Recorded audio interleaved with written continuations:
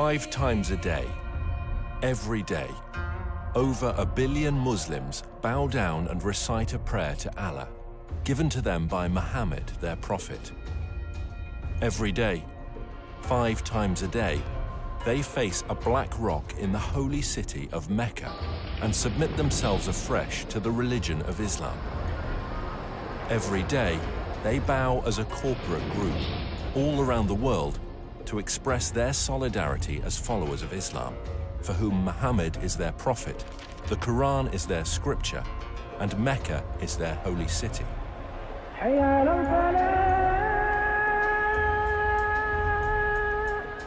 However, as archaeological discoveries are beginning to point to a different story, scholars are seriously examining and challenging the facts about the founding of Islam. And if they're right, how will it affect Muslims today? We have tools at our disposal that have never been available before. Modern technology is allowing us to reconstruct the opening years of Islam and to understand things that have puzzled historians for years. All over the world, universities, museums, and libraries are putting ancient books and writings on the internet for scholars to access. Now we can check these ancient manuscripts with just a few clicks of a mouse. Today, both academics and amateurs alike can accurately check via satellite locations and details that would previously have taken huge expense and effort, and can share them instantly around the world via social media and academic forums.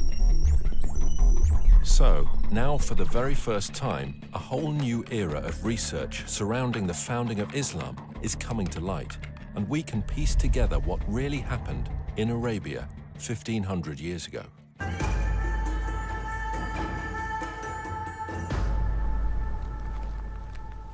Writer and historian Dan Gibson has lived most of his life in the Middle East. He has extensively researched the peoples and places of the ancient world before Islam.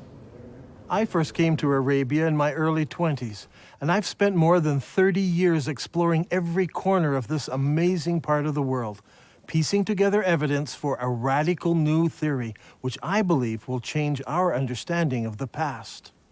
Years of study have led me to the conclusion that Islam began somewhere other than where the conventional histories suppose, and that in early Islamic writings there are clues and references that reveal the hidden truth about the Mecca mystery.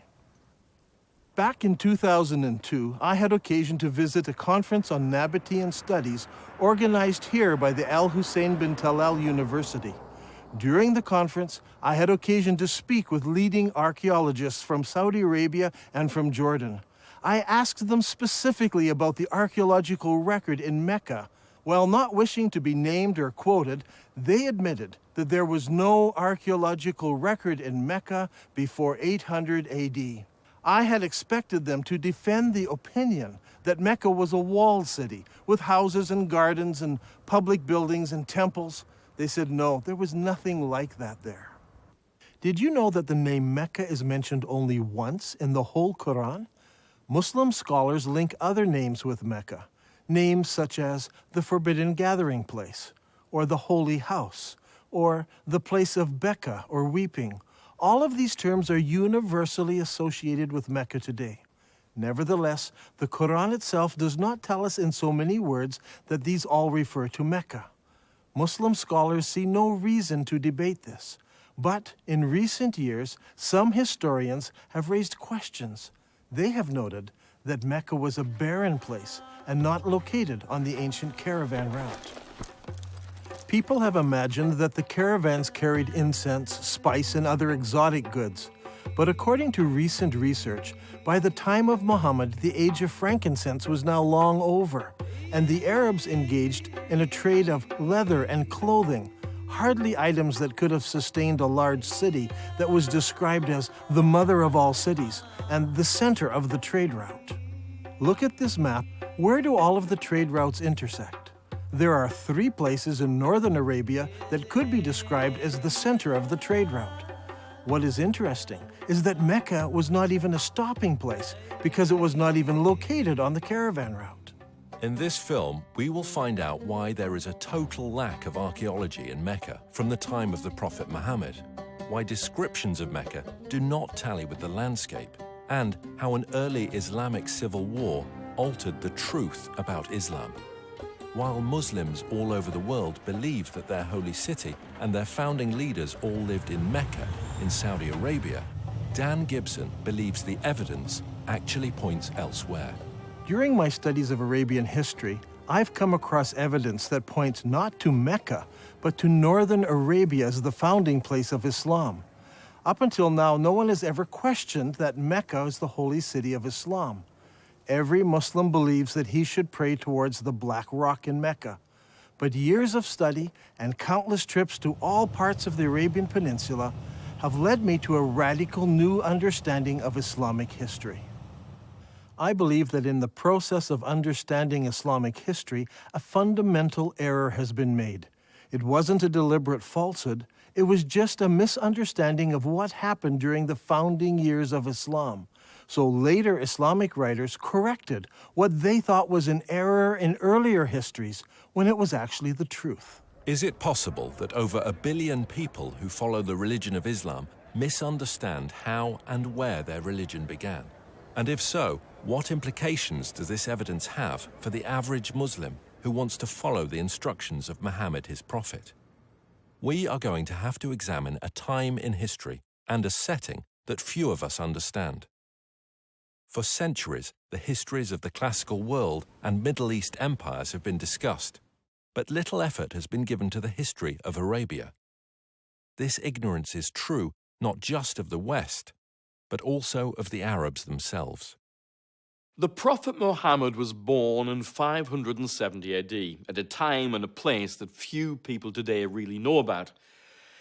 His grandfather and his father were Nabatean merchants, and in fact Muhammad himself married a merchant woman. One day, Muhammad was meditating in a cave and an angel visited him. The angel taught him words of praise to Allah. Later, his wife convinced Muhammad that it really had been an angel and he was in fact called to be a prophet of God. During his lifetime, he had many visits from the same angel, and each time there was a new revelation. These revelations from the whole of the lifetime of Muhammad become gathered together to what we know today as the Quran. Adel Ishamari studied Islam at the Islamic College in Kuwait. Over the years, he and Dan have formed a good friendship and have often found themselves drawn into deep discussion about faith and its history. كانت رسالة محمد هي أن في إله واحد وأن هو آخر الأنبياء الذي أرسلهم الله. وهذا الشيء أغضب كثير من المتواجدين في مكة بسبب أنهم كانوا يعبدون آلهة أخرى وهي الأصنام. كثير من الأصنام كان موجود هناك وكانوا يعبدون هذه الآلهة. ولهذا السبب بسبب غضب الناس عليهم صار اضطهاد على محمد وعلى القلة من أتباعه. فقرر محمد وأتباعه الهجرة إلى المدينة. Muhammad and his followers suffered persecution. So he and a few of his followers fled to Medina. Now that city actually converted to Islam and Muhammad established a government there. And in fact, we can date the Muslim calendar from this period of time. Shortly after this, his followers started attacking caravans, growing in power, growing in number, until eventually more and more people joined them, to the point where they became an expanded military presence, in fact, throughout the whole of Arabia. Muhammad gave his vision of taking Islam to the entire world. However, he died unexpectedly. And at that point, disputes broke out, leading to civil wars.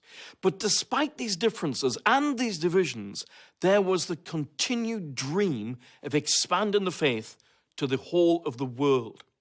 Eventually, much of North Africa and Central Asia became under the control of Islam. And today, Islam is the second largest of the world's religions. Today, all over the Middle East, when construction companies want to dig for a foundation, there should be someone present from the Ministry of Antiquities. It doesn't matter if you're in Jerusalem, Damascus, or Amman, Jordan. Wherever you dig, the chances are you will expose an ancient site of some sort. In the city of Mecca in Saudi Arabia, developers are digging all over. putting up great buildings, hotels and high-rises. But, to the surprise of archaeologists, there are no ruins of a great and ancient city under Mecca. The city where Muhammad was born was a major city. It had no trouble in raising large numbers of men to work caravans and march in its armies. Not only did it have a significant population, but it was also an agricultural city. وتسمى هذه المدينة اللي هي مكة بأم القرى في القرآن. أم القرى هي الاسم هذا المفروض يطلق على مدينة مبهرة، مدينة فيها آثار، مدينة فيها لها أسوار، مدينة يعني كبيرة معروفة. The Prophet Muhammad would go forth for his affairs and journey far afield until he reached the glens of Mecca and the beds of its valleys. Aisha, Muhammad's wife, mentioned how one of the men was longing for Mecca. Would that I but stay overnight in a valley filled with various kinds of grass? When we came to Mecca, we saw a town blessed with water and trees, and delighted with it, we settled there. Al-Bukhari speaks of a prisoner who was eating grapes while he was chained in irons, and he says, "This was not the time of fruit in Mecca." It's hard to believe that these things were written about Mecca. The area around Mecca is all rocks and desert. Mecca averages less than 10 centimeters of rain per year. With its extremely hot temperatures and barren conditions, this is scarcely enough to grow any vegetation at all, let alone grow enough food to support a large population. Yet the holy city of Islam is described as having fields with trees and grass and soil. But there's no cultivatable land near Mecca. It doesn't match the ancient descriptions. Ibn Ishaq mentions that the people of Mecca were reluctant to cut down trees in the sacred area. The presence of trees and plants in ancient times can be easily tested by the presence of spores and pollen in undisturbed ancient soil. To date, there is no record of trees having ever existed in ancient Mecca. Another puzzle is that the city of Mecca is missing on all early maps of Arabia. One would expect that a major merchant city would be mentioned on early maps, but not one shows Mecca before the time of Islam. Over the years, I have gathered copies of many ancient maps of Arabia. I have diligently translated them, but never once did I find Mecca mentioned on a map before Islam. Did you know that the name Mecca does not appear in any literature prior to 740 AD? That's 120 years after the founding of Islam. Don't you find it puzzling that for the first 120 years of Islamic history, none of the surrounding nations knew anything about the existence of Mecca? How could a major city, a city that could raise thousands of men in its army, a city that had agriculture, trees, grass, fruit and grapes, be missed by other nations? How could a major city with walls, temples, and public buildings not be found in the annals of other nations, especially if it was a merchant city that undertook trade with all the nations around it? And most puzzling of all is that when we go to the physical location of this ancient city, we find that there is no early archaeological record. It was an insignificant location, not even on a trade route. Many historians today have come to the conclusion that the accounts of the founding of Islam are all myths. Obviously, there is a great discrepancy between what Islamic records tell us and what the archaeologists have been finding, so the conclusion they draw is that the Islamic records are just fabricated myths. In my years of study, I have become convinced that the early records are not myths, but that they refer to another location that fits all of these descriptions. I believe that Muhammad was born and raised in another place, and that Muslims are facing the wrong direction when they pray. According to commonly accepted Islamic history, the Kaaba was a major shrine in the city of Mecca and the focus of pilgrimage in Arabia. A good starting place might be studying the pilgrimage before the founding of Islam. وكما دون المؤرخ الطبري بأن هناك كان نوعان من الحج والعمرة. الحج الأكبر أو الحج الأصغر، وكان جد محمد كان يؤدي العمرة قبل الإسلام. This Umrah before Muhammad was at a time when the focal point of Arabian pilgrimage was to a place known as the Forbidden Gathering Place. This location held many pagan idols. وهذه الأسماء كانت موجودة قبل الإسلام، ولكن ما زال المسلمين إلى حد هذا الآن يستخدمون نفس الأسماء، ولكن هي الأسماء هذه جتنا من الخارج، يعني من الوثنية، ليس أسماء إسلامية. In order for us to understand what was happening in pre-Islamic Arabia, we need to understand the importance of holy places in ancient Arabia. From ancient times, Middle Eastern religions have equated gods with regions rather than being universal. Modern readers of history have long been influenced by Greek and Roman concepts of the pantheon of gods and have failed to realize the significance that the ancient Arabs applied to gods of specific regions. In the eyes of the ancient Arabs, there were gods who lived in Mesopotamia, gods who lived in Egypt, and gods who lived in Greece, and so on. Arab merchants passing through an area would respect the local gods. They were not opposed to gods of different places. What they were opposed to was the representation of a god in human or animal form. They preferred to use geometric shapes. For instance, here is a god in the shape of a block. That one over there is shaped as a triangle. Each of these gods were considered local gods and must be respected when passing through their territory. Such a view of religion naturally leads to accepting territories and locations as being sacred to specific gods. Thus, the area around a temple, such as a particular valley or remote desert location, could be considered as sacred. It would have a precinct where people could gather, even with their enemies, and be safe, because violence was forbidden in the sacred precincts. When tourists enter the majestic beauty of Wadi Rum here in southern Jordan, they're so often taken up with the exquisite beauty of this valley and the rugged mountains that they miss a temple dedicated to the goddess Lat, or Alat as some call her. This Nabatean temple had a sacred area. It was located in front of the temple, with the mountains marking off the sacred area. Before Islam, Arabs were divided into many groups. They worshipped different gods and often fought amongst themselves over tribal issues. The one thing that held them together was the pilgrimage to a common ancient meeting place. The Quran calls this Masjid al-Haram, or the Forbidden Gathering Place. Masjid means gathering and is translated mosque today. Before Islam, there were no mosques, so the masjid was simply a gathering place. The Forbidden Gathering Place was a sacred place of refuge and security, where regular activities ceased and violence was forbidden, or haram. The concept of haram, or forbidden, is very strong in Islam. في القرآن ذكر المسجد الحرام، وهو المسجد الحرام في المدينة الإسلامية المقدسة، ويعتبر المسجد الحرام وما حواليه من المدن هو منطقة محرمة. Allah has made Mecca a sacred sanctuary, and it was a sanctuary before and will be so after. None is allowed to uproot its shrubs or cut its trees or hunt its game.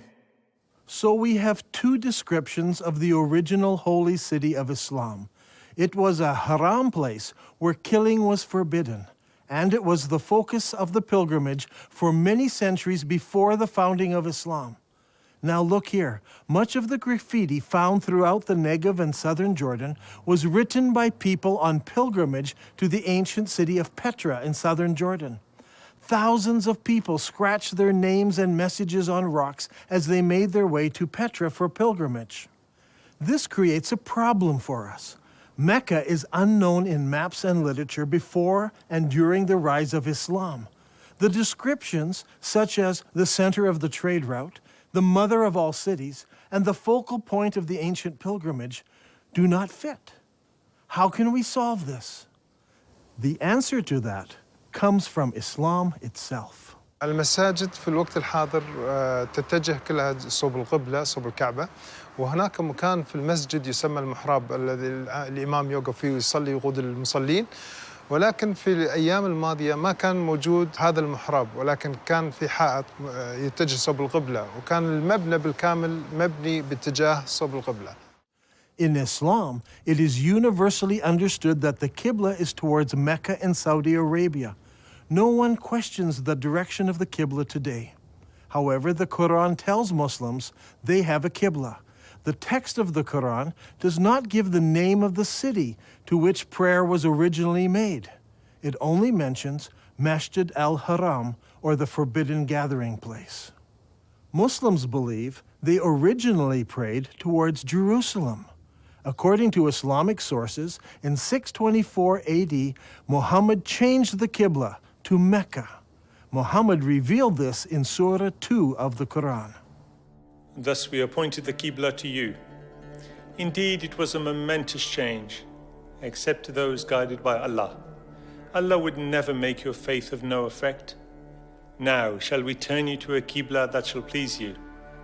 Turn then your face in the direction of the Masjid al-Haram. Wherever you are, turn your faces in that direction. As a historian of the Arabian Peninsula, I've always been interested in finding the location of the original Qibla. What direction did Muhammad pray towards before the Qibla was changed? Was it Jerusalem, as some claim? Was it Syria, as some claim? Or was it some other direction? If we were to do this study 100 years ago, it would require an incredible amount of work and research.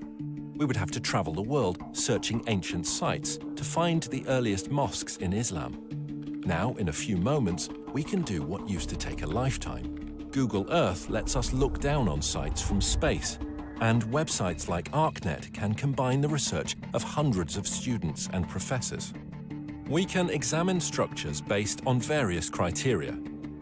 We choose Islamic buildings, arrange them by date into a chronological list, then determine when they were constructed, check their Qibla direction by using Google Earth, and collate this to determine when the Qibla direction changed towards Mecca.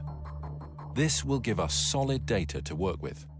Now, determining the Qibla direction is not an exact science. Some of the early mosques like this one are not exactly square. So researchers need to find the Qibla wall and project 90 degrees from that wall.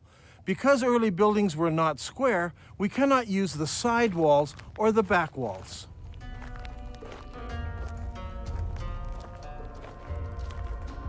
This is the mihrab of an old mosque. The early Arabs set the Qibla direction using the stars, and they were very accurate. The best way to determine the Qibla direction is to visit the mosque and use an actual accurate GPS unit. Not every mosque can be used for this study. Many of them were totally reconstructed over time, so much so that it is no longer possible to determine their original Qibla direction. However, a number of mosques survive. For instance, there is a mosque called the Mosque of the Two Qiblas in Medina. Islamic history tells us that it was in this very mosque that the companion leading prayers was told of the Qibla change. So he turned around and started praying towards Mecca.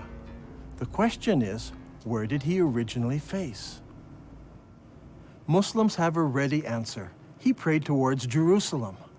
Now today, the Mosque of the Two Qiblas faces Mecca. But in 1987, the mosque was completely torn down so it could be rebuilt. During the construction process, the old foundation was revealed, and they discovered that it did have a Qibla wall that did indeed face north, generally towards Jerusalem. And so Muslims believe originally the Qibla was towards Jerusalem. There is a simple way that this can be put to the test. If we go to the earliest mosques that were built, where we can identify their direction of prayer, we can plot them on a map and see if their lines converge. We'll find one of three things. They all point in different directions. They all point to Jerusalem, or they all point to another location. After the Mosque of the Two Qiblas in Saudi Arabia, there are a further 11 early surviving mosques that we can research. These are located in China, Egypt, southern Jordan, Lebanon, Central Jordan, Yemen, Israel, Iraq, Jerusalem, West Bank, and lastly, Lebanon. So, if we go in the order that they were built, the second surviving mosque was built in Guangzhou, China. Guangzhou is the modern name for what was known as the city of Canton. When Marco Polo reached this city in 1300 AD, he discovered over 100,000 Arab and Persian merchants living there. You see, the Arabs had been trading with the Chinese for hundreds and hundreds of years. This is all well documented. And so Abu Waqas, an uncle of Muhammad, traveled to China on a trade mission. And according to Chinese manuscripts, he built a mosque for the Arabs in Canton in 627 AD, or 6 years after the founding of Islam. I personally examined this mosque and used a GPS unit to determine the mosque's Qibla direction. What I found was surprising. This mosque does not face Mecca. It faces 12 degrees north of Mecca, meaning that it does not face Jerusalem either. Its Qibla passes south of Jerusalem. The next mosque was built in 641 AD, about 20 years after the founding of Islam, in the town of Fustat, just outside of Cairo. This mosque was rebuilt and enlarged several times, so that today the original foundation is no longer evident. However, a description of the original ground plan of the mosque survives, and the Islamic records tell us that the first Qibla pointed east and later had to be corrected towards the south, towards Mecca. The next surviving Islamic building is the Umayyad Palace, built here at Humayma in southern Jordan. Around 700 AD, or about 80 years after the founding of Islam, the Abbas family built a large manor house here. This house had no special mosque area. Rather, the faithful would line up here in the courtyard to pray. This house has Qibla direction, but it is not towards Jerusalem. The following year, a new mosque was built in Baalbek in Lebanon. Notice that its Qibla does not point to Mecca. 1 year later, the Umayyads built a large and impressive mosque here on the citadel in Amman, Jordan. This mosque points south. Mecca is over there. A couple of years after this, in 705 AD, or 84 years after the founding of Islam, Muslims constructed the Great Mosque of Sana'a in the capital city of Yemen. While this mosque points in the general direction of Mecca, it actually points to the west of Jerusalem.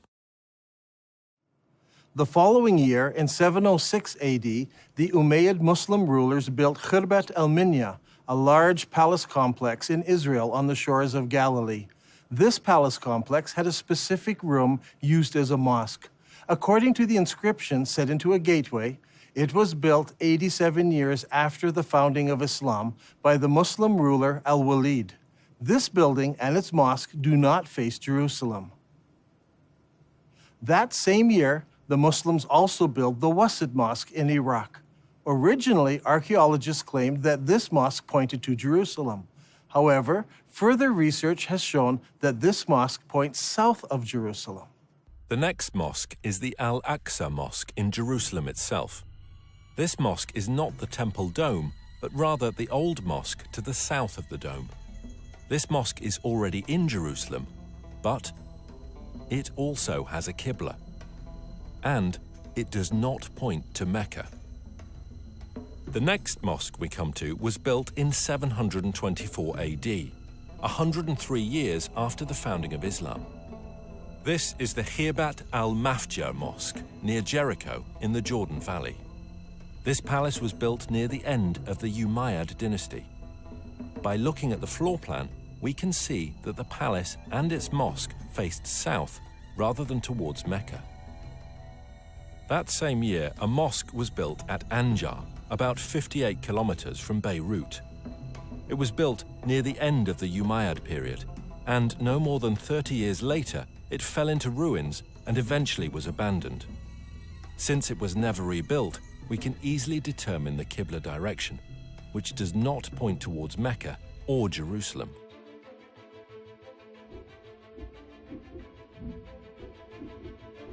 Now, let's put this all together onto one map.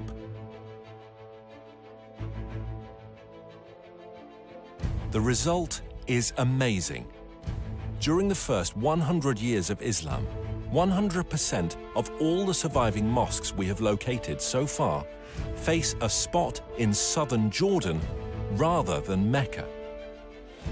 From north, south, east and west, mosques all face towards one spot.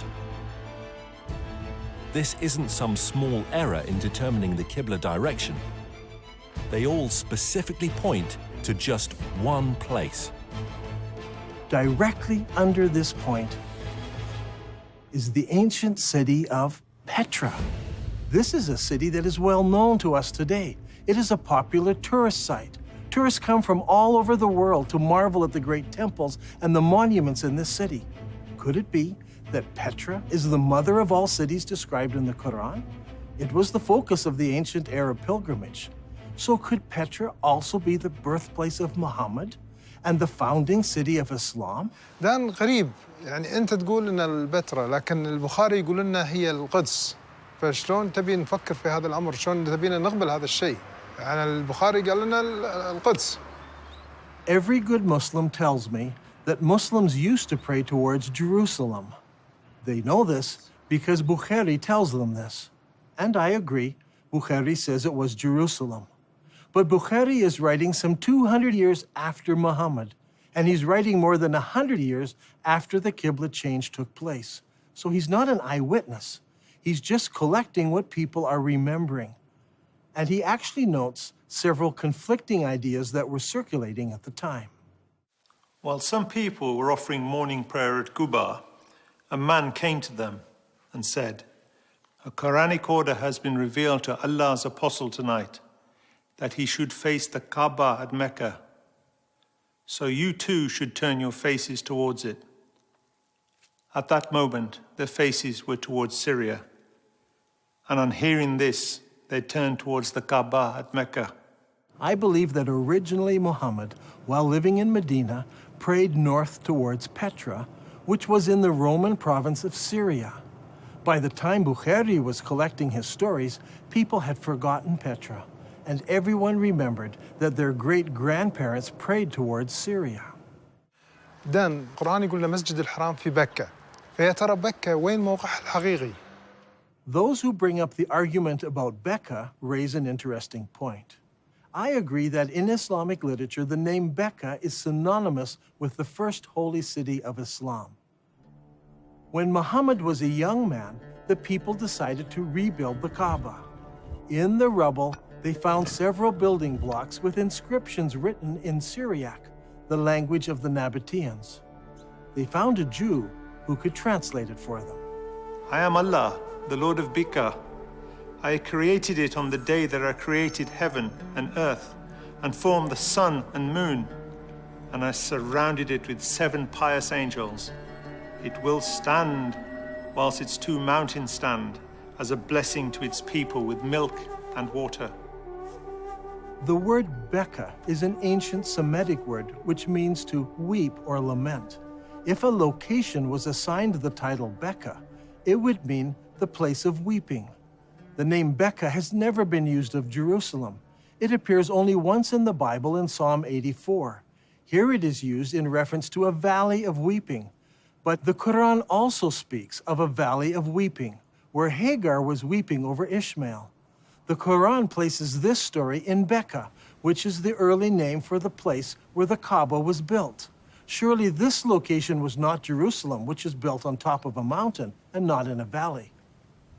I think the answer is quite simple. There were many major earthquakes in Petra, such as the one in 551 AD, only 19 years before Muhammad was born. We are told that during that earthquake, much of Petra was destroyed. Petra could have been called the Valley of Bekkah because so many people were killed over so many years from all the earthquakes.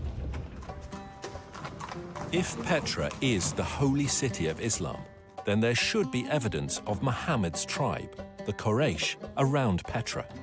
If Dan Gibson can find Muhammad's tribe, it will greatly support his theory that Muhammad was from the Petra region and not from Mecca.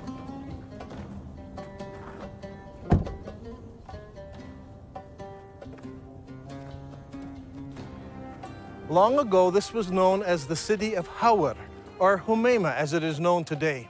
Archaeologists have uncovered a farmhouse belonging to the Abbasid family and a mosque built sometime later.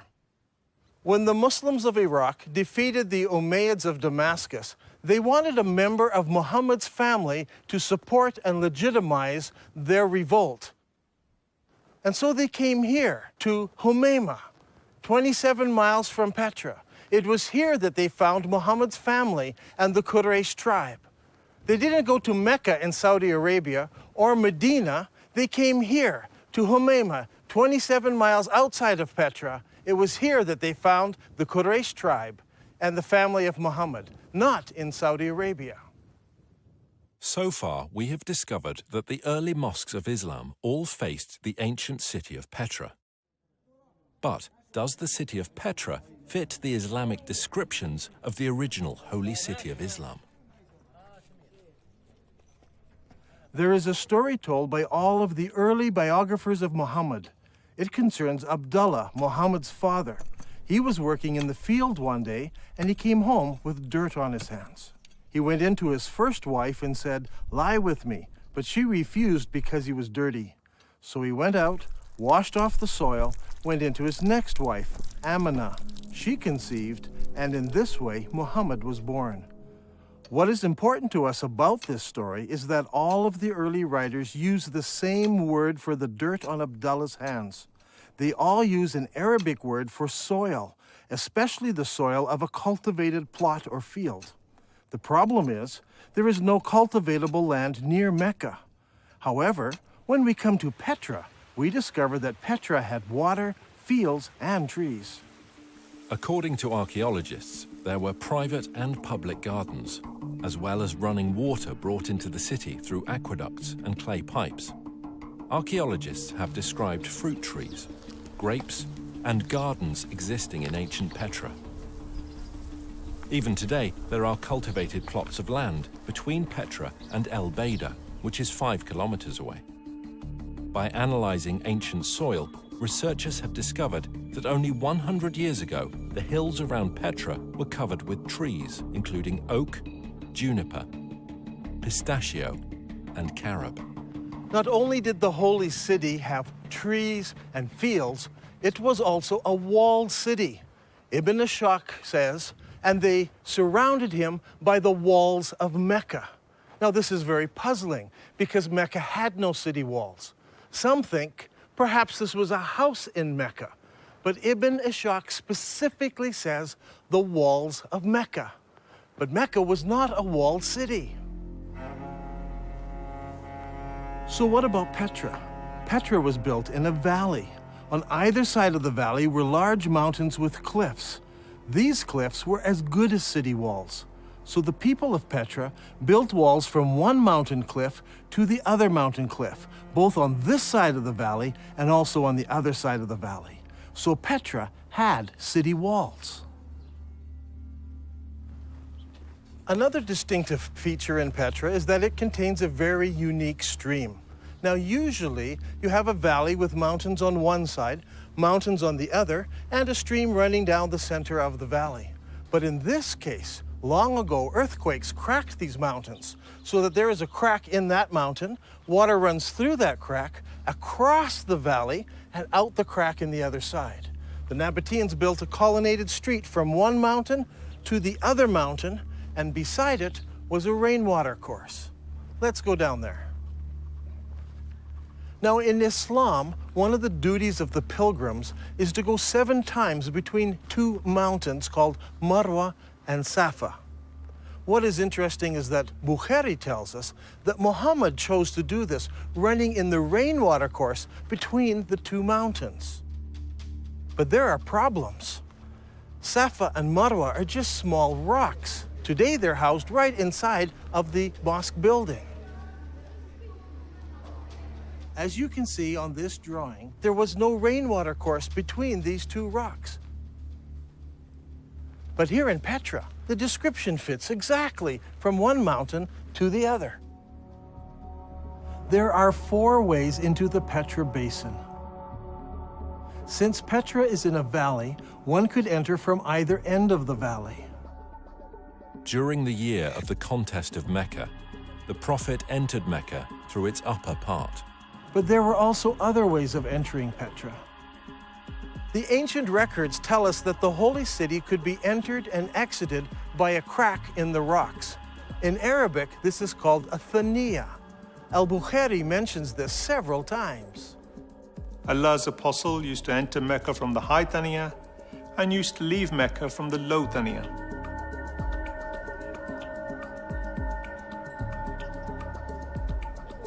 The Prophet went on advancing till he reached the Thaniya through which one would go to them, that is, the people of Quraysh. There are 2 Thaniya entrances. One of these is the famous Sikh that tourists pass through to enter the city. The other is on the far side of the colonnaded street and leads into a maze of canyons that eventually empty out into Wadi Araba below the Dead Sea. Petra also has many temples. Over here is what is known today as the Temple of the Winged Lions, or the Temple to Al-Uzza. Behind me is what is known as Kesr al-Bint today, or the temple to the god Dushera. This short chain of mountains here was the home to the god, and here in the very heart of the mountains is the temple to this god, El-Dushera. Now, Ibn Hisham relates to us a very interesting story. It's very early in Islamic history. Only a few people have converted to Islam at this time. One of those was a man known as Al-Tufail bin Amr of Mecca. He accepted Islam on one of his journeys, and once he returned home to Mecca, his wife also decided to accept Islam. Al-Tufail then tells his wife to go to the temple of Dushera and cleanse herself there. In the sacred area, there was a trickle of water where she could wash herself. She did this and returned home and learned about Islam. Did this story take place in Mecca, 1,000 kilometers away, where there is no temple to Dushera? Or did it take place here in Petra? If it did, then Dushera's temple is there. She would have come down to this temple, washed herself, and gone home. Is there a temple to Dushera in Mecca, in Saudi Arabia? No. There are no temples, no cracks in the rock, no water stream, no city walls, no grass, no trees, nothing. It's all here in Petra. And for the first 100 years, every mosque in the entire Islamic world pointed here to Masjid al-Haram, the forbidden gathering place, here in Petra. There is no other city in the world that fits this description so perfectly. Now, Al-Haktab had so harassed Zayd that he forced him to withdraw to the upper part of Mecca, and he stopped in the mountain of Hira, facing the town. It's interesting to note that in this account, Mount Hira is located in the upper part of Mecca. If you go to Mecca today, the cave of Hira doesn't face the city. But here in Petra, the high side of the city is north of the colonnaded street, and the low part of the city is south of the colonnaded street. In effect, the city was divided in half by the colonnaded street. If Petra is the holy city of Mecca, then the cave where Muhammad received his first revelation should be located there.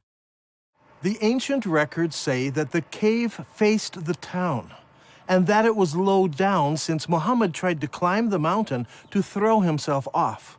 If that's the case, I think I know just the spot, but we'll have to go over there.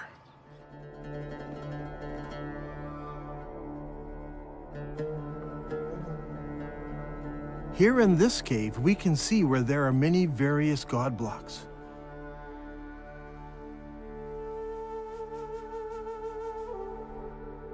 Up there is a large crescent symbol.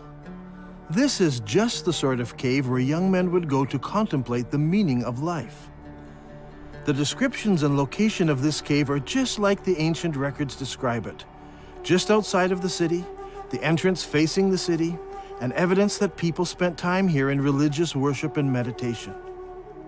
I think that this is one of the holiest spots for all of Islam, and it's here, in Petra.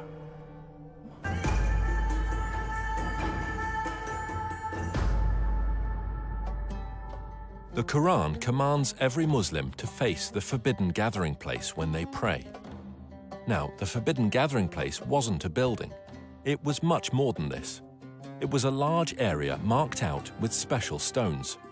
These stones marked the boundary around the sacred area. No killing was allowed inside this area. Even birds were not killed. Now, what kind of stones would you need to mark out such an area? If you had just small round stones, they would be lost among the other stones of the desert. They must have been larger stones. And there should have been something special about them, so that you knew for certain that this was the boundary of the sacred area. Today, in Mecca, there are no special boundary stones. Historians have long wondered what these marker stones might have looked like, but they seem to have been lost in the years that have passed since then. Or perhaps they were never there. If Petra is the original holy city of Islam, then of course the special stones wouldn't be in Mecca. They would be in Petra. Now, there's a feature about Petra that's absolutely fascinating. Whenever tourists come to this city, they pass by a number of square-cut stones known as the Jinn rocks. This is a fanciful name given to them by the local Bedouin. What is interesting is that there are more than 20 of these large square stones marking all of the entrances of the city. Is it possible that these mark out the forbidden sanctuary? Perhaps that's why they're not located in Mecca. If that is true, then Masjid al-Haram, or the forbidden sanctuary, would have been located here. And if it was located here, then the Kaaba would have been located here as well. But it's not, because a man named Ibn Zubair moved it. So far in this program, we have been examining the direction of prayer that Muslims originally faced. As we've seen, all of the mosques constructed during the first 100 years of Islam pointed to Petra. By using the two mosques on the Amman citadel, Dan Gibson has determined the approximate years when the Qibla direction changed. Does Islamic history give us any clues as to why the direction of prayer might have changed?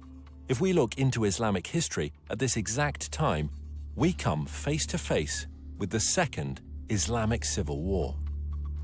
حصلت حروب كثيرة في الإسلام، ولكن أيضاً حصلت حروب أهلية بينهم بسبة الخلافة بعد وفاة محمد، ولهذا السبب صار في شيعة وسنة. الأمويين فازوا اللي هم السنة، والحكم بدأ من دمشق. At this point in history, the governor in the Holy City was Abdullah ibn Zubair. He was particularly unhappy. In his eyes, the Holy City was the most important city of Islam, the mother of all cities. But the Umayyad rulers chose Damascus as the new capital city, and a lot of people were unhappy with the corruption and the infighting in Damascus. So in 683 AD, about 64 years after the founding of Islam, Ibn Zubair declared himself caliph in the Holy City, and that started the Second Islamic Civil War. The Umayyads reacted strongly and sent an army against the Holy City. Ibn Zubayr then did a shocking thing. He destroyed the Kaaba, the ancient holy shrine of Islam. Ibn Zubayr then demolished the Kaaba sanctuary until he had leveled it to the ground and dug out its foundation.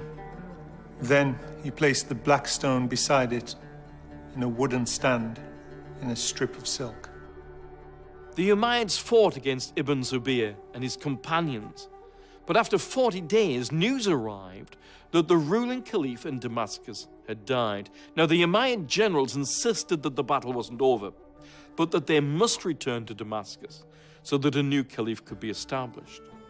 The members of the Umayyad royal family had come to the battle as well, and they insisted that they must return to Damascus under the protection of the entire army, so the whole army marches off. The problem we face here is one of timing.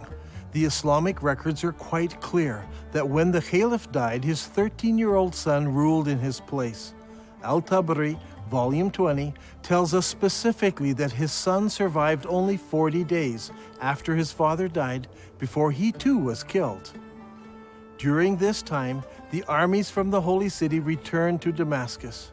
Now, a slow-moving army would have taken many days to cover the 1,400-kilometer trek across the desert from Mecca in Saudi Arabia to Damascus in Syria.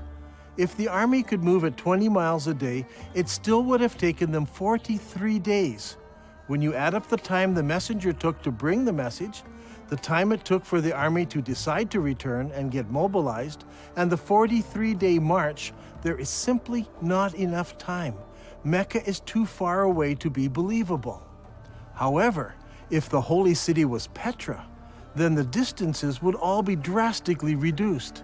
This problem of distances plagues Islamic history again and again.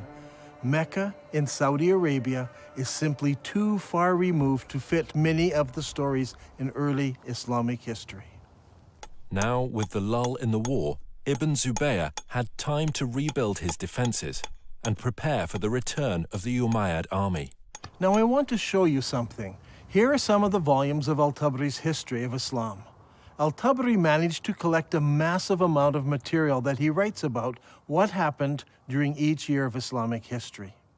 He devotes whole chapters, sometimes 2 chapters, to every year. But then something strange happens. The battle for the Holy City takes place over several years, but year 70 of Islamic history is of great importance. Now notice, Al-Tabari spends 15 pages describing what happens in year 69, and he spends 27 pages describing what happens in year 71. But where is year 70? Look at this. For year 70, Al-Tabari only records a few lines of text. Did he not find any more information for this year? Or did later editors censor this year from Al-Tabari's record? Only a few lines, but what he records gives us a few tantalizing details. It tells us that Musa'ib ibn Zubair, apparently a brother of Abdullah, brings supplies to the Holy City. Were these supplies military equipment? No, it says he brought many horses and camels. I believe that this is the year that the followers of Ibn Zubair moved south from Petra to the deserts of Arabia to find a place where they could hold out against the Umayyad forces. All details of this year have been removed from Al-Tabari's history. But we know that they obtained many horses and camels, which would have no other purpose than to move many of the people out of the city. This lull in the war continued into the next year. So Ibn Zubair took advantage of the break to undertake a religious project. He decided to rebuild the Kaaba. But Al-Tabari does not tell us where the new Kaaba was constructed. Was it in Petra? Or was it in a new, safer location in faraway Mecca? I believe that the new Kaaba was built in Saudi Arabia, and that the black rock was moved there for safekeeping. So even if Ibn Zubair lost the holy city, he still had the rock and a new Kaaba. After a new caliph was established, the Umayyad army returned. This time the army was bigger, and the Umayyads brought large weapons of war with them. Among them, a stone-throwing machine called a manjanik. The war between Ibn Zubayr and al-Hajjaj took place for 6 months and 17 nights in the hollow of Mecca. Yusuf ibn Mahak said, "I saw the manjanik with which stones were being hurled. The sky was thundering and lightning, and the sound of the thunder and lightning rose above that of the stones, so that it masked it."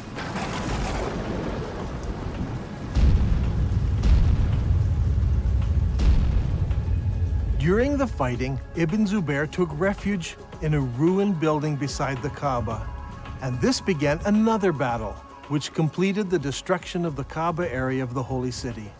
Eventually, Ibn Zubair lost the battle, but the cause was taken up by those in the city of Medina in Saudi Arabia and by the city of Kufa in Iraq. I believe that during this time, the Islamic world was thrown into contention. Should they pray towards Petra, or should they pray towards Mecca? The great Islamic empire had divided into two. Originally, the Umayyads ruled from Damascus, and they prayed towards Petra. But they were defeated in battle, and now the eastern part of the empire was ruled by the Abbasids, who all constructed their mosques facing towards Mecca. It was during this exact time that we see a change in mosque construction. Before this, every new mosque constructed faced Petra. But now, for the first time, some of the new mosques began to face Mecca in Saudi Arabia. But the problem still existed. What do you do with the old mosques? They were built facing Petra. It was during this time that mosques began hanging a sign on the wall to indicate the direction of prayer. It was said in the reign of Uthman that the Caliph ordered that signs be posted to the walls of the mosques in Medina. This was so that the pilgrims could easily identify the direction to which they needed to address their prayers. Now, this is a very interesting development, because up until this time, mosques were built so the faithful had only to face the Qibla wall and they faced the holy city. Why would you need to introduce a sign unless the direction of prayer had changed? Around this time, around 89 years after the founding of Islam, a niche was suddenly introduced into mosque structure to denote the direction of prayer. This niche was added to older buildings and also incorporated into newer buildings. Today, the niche is standard in every mosque, but it wasn't originally. There was no niche until the Qibla direction changed. In the Civil War, the Umayyads still prayed towards Petra, but the rebels in the Holy City in Medina and in Kufa chose to pray towards the new Qibla in Saudi Arabia. When the armies of Kufa met Ibn Zubayr, Bujair ibn Abdullah al-Musli spoke. Praise be to God who has tested us with shackles and tested you by your forgiving us.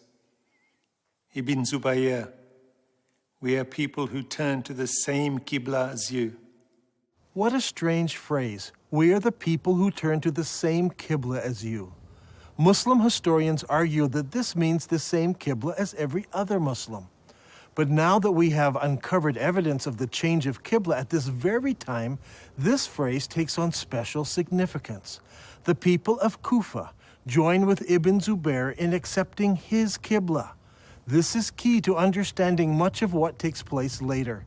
Even though Ibn Zubayr is eventually killed and seems to lose the civil war, the city of Kufa plays a major role in the development of the new Abbasid dynasty, and Kufa becomes a theological center and a place for copying Qurans. In the Islamic world, things were a mess. Not only were Muslims divided politically, they were divided religiously. Obeying the wishes of Allah as revealed by the Prophet Muhammad was at the very heart of Islam. Should you obey Muhammad and the Quran and face towards the forbidden gathering place in Petra? Or should you pray towards the sacred house and the Black Rock, which is in Saudi Arabia? So far, Dan Gibson has plotted the existing mosques from the 1st century of Islam, and they all point to Petra in Jordan. So what about the mosques of the 2nd century of Islam? Do they all point to Petra as well? Here is where things start to get interesting. During my studies, I discovered that the mosques built during the 2nd century of Islam point in different directions. This is what I call the time of confusion. 102 years after the founding of Islam, the Mosque of Ummah was constructed in southern Syria, in the ancient city of Busra. As you can see, the mosque's orientation does not point towards Mecca. But clearly, it does not point to Petra either. 5 years later, the ruling Muslims built a palace in the Syrian deserts known as Qasr al-Hayar al-Gharbi. This is a drawing of the floor plan of the palace and the mosque in the corner of the complex. The whole complex seems to face somewhere between Petra and Mecca. A couple of years later, Qasr al-Hayar-i-Shaki Palace was built about 100 kilometers north of Palmyra. If we examine the ground plan of the palace buildings, we notice that the palace and its mosque don't seem to align to either Mecca or Petra. Once again, it points in between. Is it possible that something had happened which made the builders not want to choose either Petra or Mecca, so they pointed the Qibla between the two? We can see from the map that the Qibla points exactly between the two cities. It is not a slight error in calculation, but a deliberate avoiding of both Petra and Mecca. So, we must find an answer elsewhere to explain that change. 109 years after the founding of Islam, a mosque was built in Bangalore, Pakistan. Like all of the other mosques of the period, it had only a Qibla wall without a niche. This mosque, however, pointed towards Mecca in Saudi Arabia. Here we have the very first mosque that we can identify as pointing to Mecca. There may have been others built that no longer exist, but this mosque is significant because it's the earliest surviving mosque that we can truly say faced Mecca in Saudi Arabia.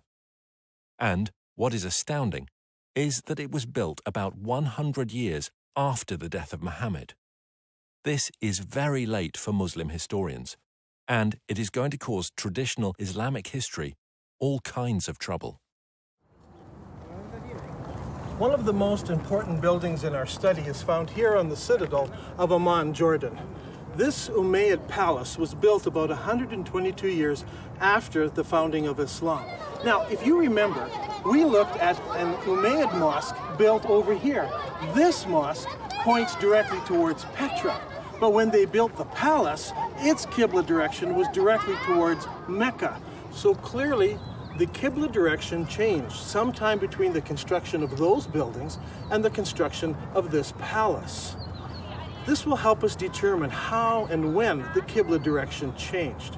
Remember, it was during the construction of this palace that the name Mecca first appears in literature anywhere.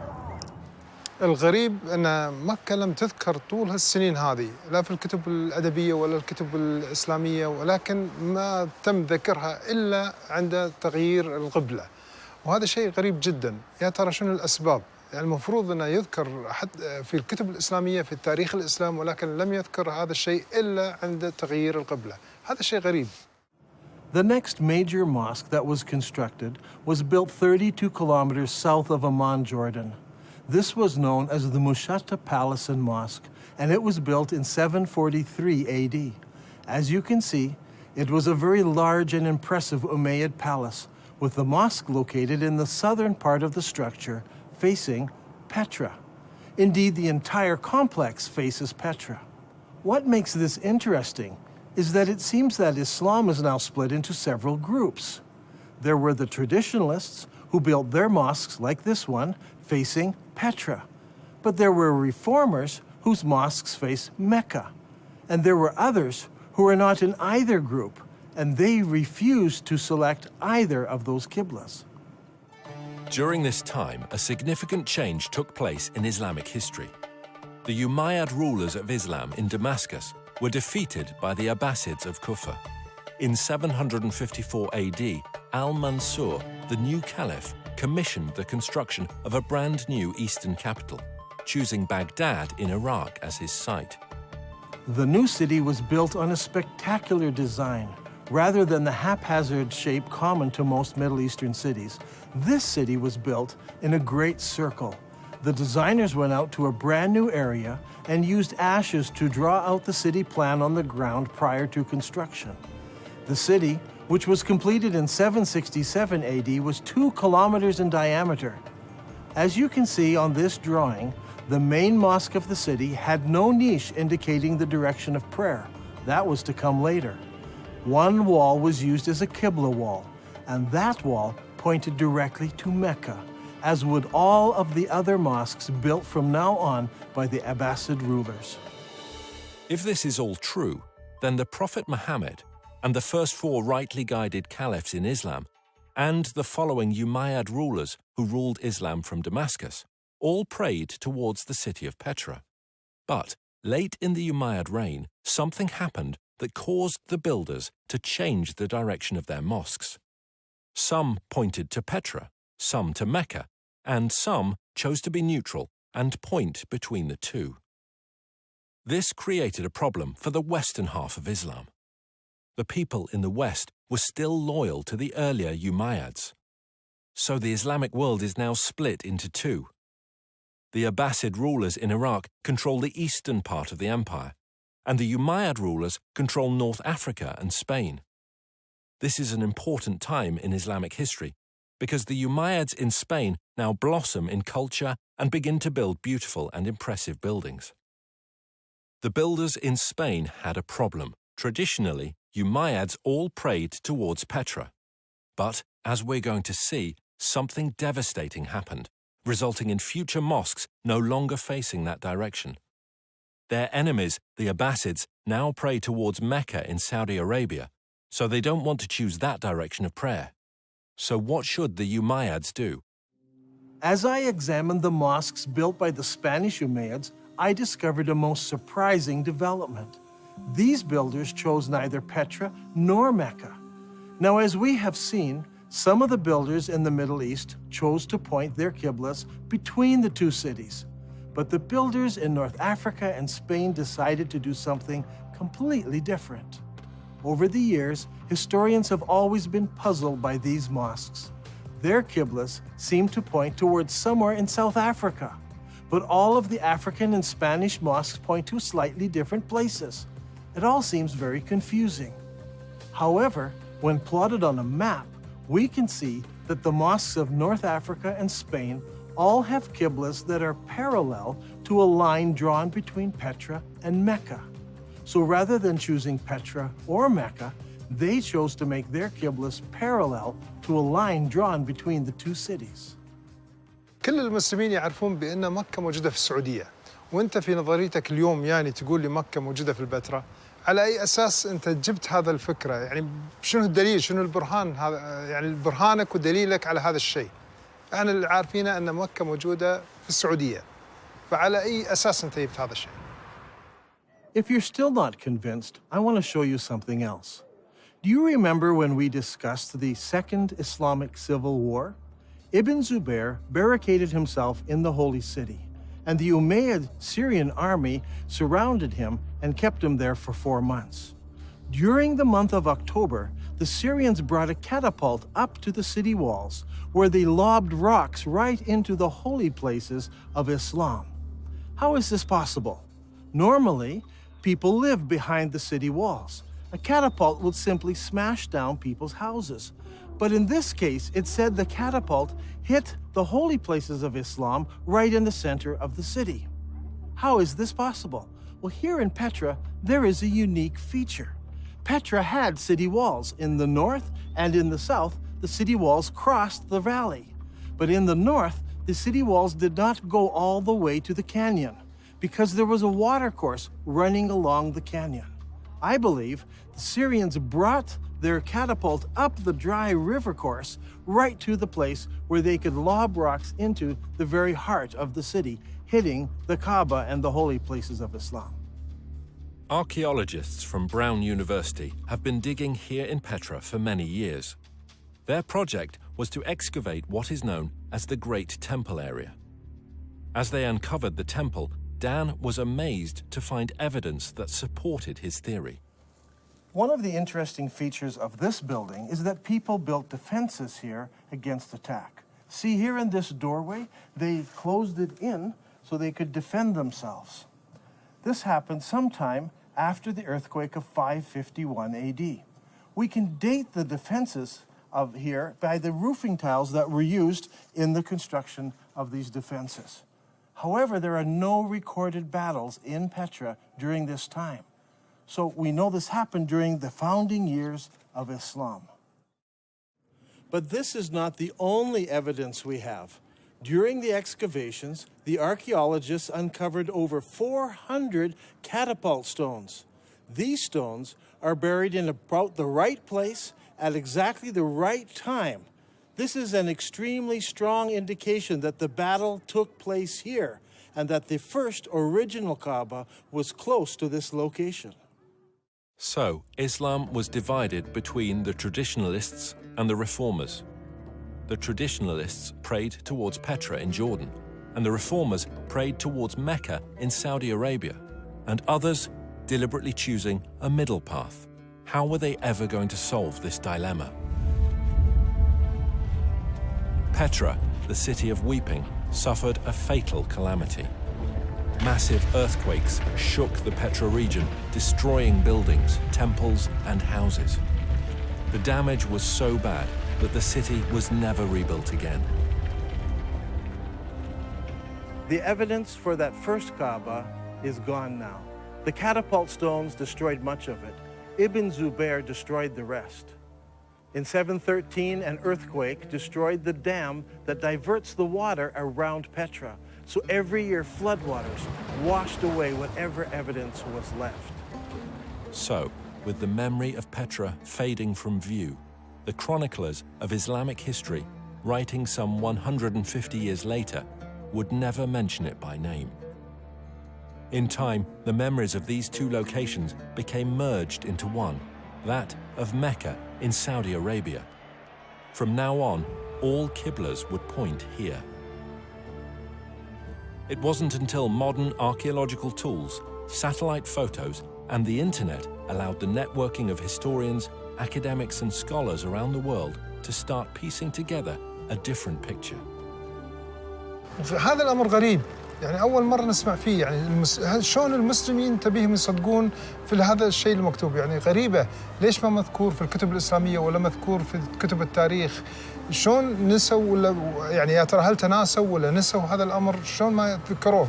شيء غريب. In order to understand the events that influenced the writing of Islamic history, we need to recognize several things. First, it is my belief there was a literary vacuum in the early Islamic empire, created by zealous Muslims who destroyed books and manuscripts, erased inscriptions, burned libraries, and destroyed all literature except the Quran, which was mostly bits and pieces of what people remembered of the revelations that Muhammad gave. This destruction of written material by the Islamic forces has been well documented. One piece of evidence is a letter from 640 AD from the Caliph to General Amru, the leader of the Muslim armies in Egypt, who asked the Caliph what should he do with the thousands of manuscripts he found in warehouses in Alexandria. The Caliph's answer has been recorded and known for centuries. As for the books you mention, here is my reply. If their content is in accordance with the revelations of Allah, we may do without them. For in that case, the revelations of Allah more than suffice. If, on the other hand, they contain matter not in accordance with the revelations of Allah, there can be no need to preserve them. Proceed then and destroy them. The Muslim writer Ibn al-Kifti tells us that the books were distributed to the public baths of Alexandria, where they were used to feed the stoves, which kept the baths comfortably warm. They say it took 6 months to burn all that mass of material. Eutychius, the Patriarch of Constantinople, recorded that there were 4,000 baths that received books from the Alexandrian library. This burning of books, however, did not start in Egypt, but 4 years earlier in Persia. Caliph Umar's army met with the Persian armies in the Battle of Qadisiyah in the year 636 AD. In early January 637, the Muslim advance guard reached the outskirts of Ctesiphon and laid siege to the city for 2 months. Eventually, the city fell and the Muslims occupied it. During the fighting, the palaces and the library at Ctesiphon were deliberately burned. In the end, the only book that managed to survive in Arabia was the glorious Quran. When it comes to the history of the Quran, historians have struggled. It seems that most of the Quran was retained in an oral fashion rather than written form. While the Arabs were great memorizers and had the ability to retain the entirety of the Quran, the retention of materials in an oral tradition suffers from several difficulties. First, the accuracy of the memories of the individuals involved must be perfect. In the case of the Quran, arguments arose over the various verses, how they should be rendered, and if they should or should not be included in the whole. Second, the problem of transferring knowledge from the learned to the novice is often a difficult step. In the case of the Quran, most of the men who memorized the sayings of Muhammad were also warriors. As is often the case, Warriors die in battle, and their knowledge of the Quran perished with them. This is amply illustrated in the Battle of Yamama, when an estimated 450 men who had memorized the Quran were killed. Hudayfa bin al-Yaman came to Uthman at the time when the people of Damascus and the people of Iraq were waging war to conquer Armenia and Azerbaijan. Hudayfa was afraid because the people of Damascus and Iraq had differences in the recitation of the Quran. So he said to Uthman, "O chief of the believers, save this nation before they differ about the revelations." So Uthman sent a message to Hafsa saying, "Send us your manuscript of the Quran so that we may compile the Quranic materials into perfect copies and return the manuscript to you." Hafsa sent it. Then a group of men sat down to create a new copy of the Quran. Uthman said to the 3 Quraysh men, "In case you disagree, write it in the dialect of Quraysh, for the Quran was revealed in their tongue." When several copies were written, Uthman returned the original manuscript to Hafsa. Uthman then sends every Muslim province one copy of what's been written, and he orders that all of the Quranic material, whether written in fragmentary manuscripts or even in whole copies, that they all be burned. And so the burning continued. This time, even Quranic materials were burnt. But it did not stop the arguing about what should or should not be included in the Quran. When the new Qurans arrived in various provinces, people argued against them. Sa'id bin Thabit said, "A verse from Surah Al-Ahzab was missed when we copied the Quran, and I used to hear Allah's apostle reciting it. So we searched for it and found it with Husayma bin Thabit al-Ansari." These 5 or 6 copies were now the only Qurans in the entire Muslim empire. Uthman's order to burn all other Quranic material tried to wipe out all Qurans everywhere, except the few that were held by the provincial governors.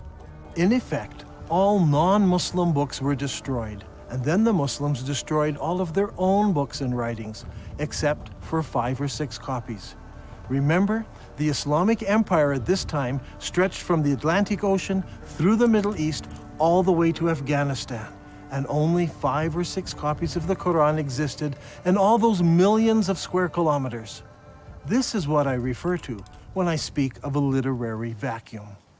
Much later, once the Abbasids took control of the Islamic Empire, they recognized this literary vacuum and they set out to correct it. The problem was, they were interested in producing an Abbasid version of Islamic history.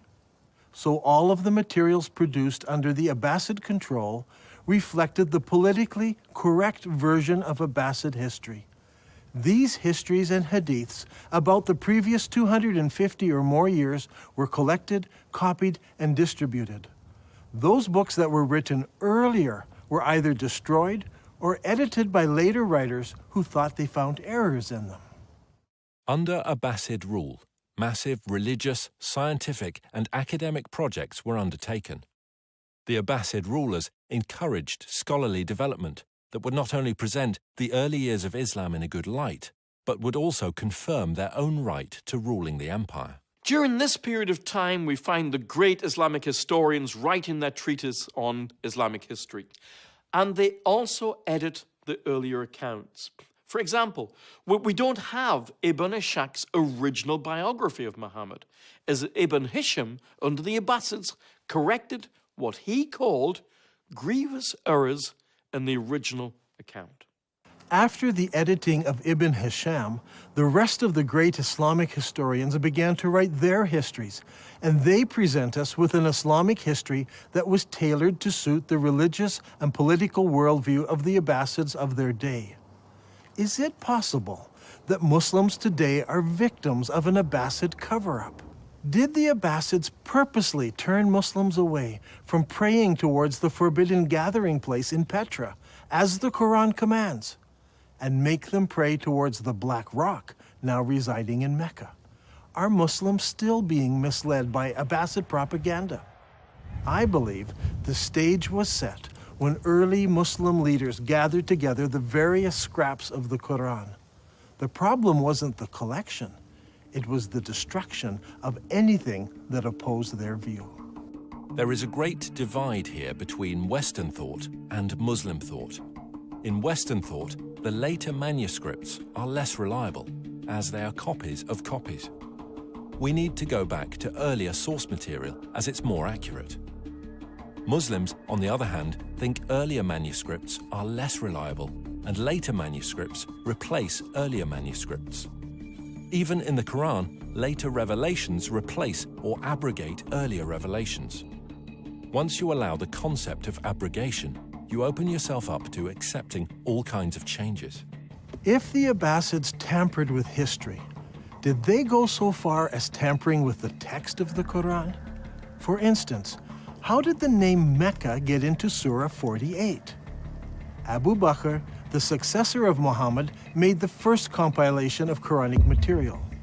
Uthman, who followed him, used that collection and then added to it. The historians tell us that even after Uthman had compiled his Quran, people remembered still more verses that Muhammad had revealed. Every time a new Quran came out, it was touted as the most complete Quran. The previous ones were okay, but the newer ones were more complete, with more revelations in them. Did the Abbasids bring out an even more complete Quran that contained mention of Mecca? Today we have many of the Abbasid Kufi Qurans in museums from Istanbul to Samarkand. These Qurans use the Kufic script invented in the city of Kufa. But what about earlier Qurans written in other scripts? I have searched through many of the early Quranic parchments written in pre-Kufic script. It should come as no surprise that none of the pre-Kufic material includes verses about the changing of the Qibla or the city of Mecca.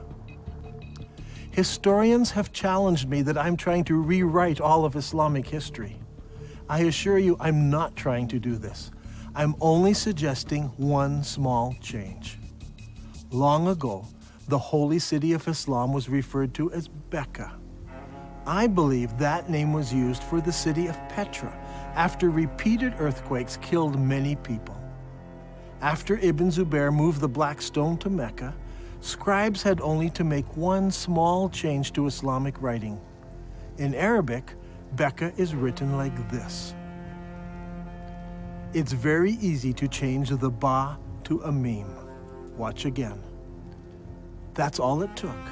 It is virtually undetectable to later readers. Did the Abbasid scribes correct an earlier reference to Bakkah in the Quran and make it into Mecca?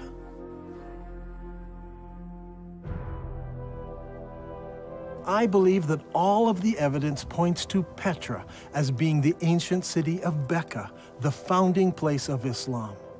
All of the mosques of the first century of Islam point to the forbidden gathering place in Petra, and all of the descriptions fit Petra, not Mecca. Muslims are instructed in the Quran to pray towards the forbidden gathering place. The Quran says nothing about the Black Rock. It is clear that although Dan Gibson's research is rooted in Islamic history, and he has a great affection for the Arabic world, his theories will be challenging to Muslims. As faiths around the globe come under increasing scrutiny to prove the veracity of their origins, all religions need to consider serious research they may find difficult. Islam needs to ask if it is possible that over 1 billion people have been misled by Abbasid propaganda regarding how and where their religion began. And, if true, what implications does this have for the average Muslim today?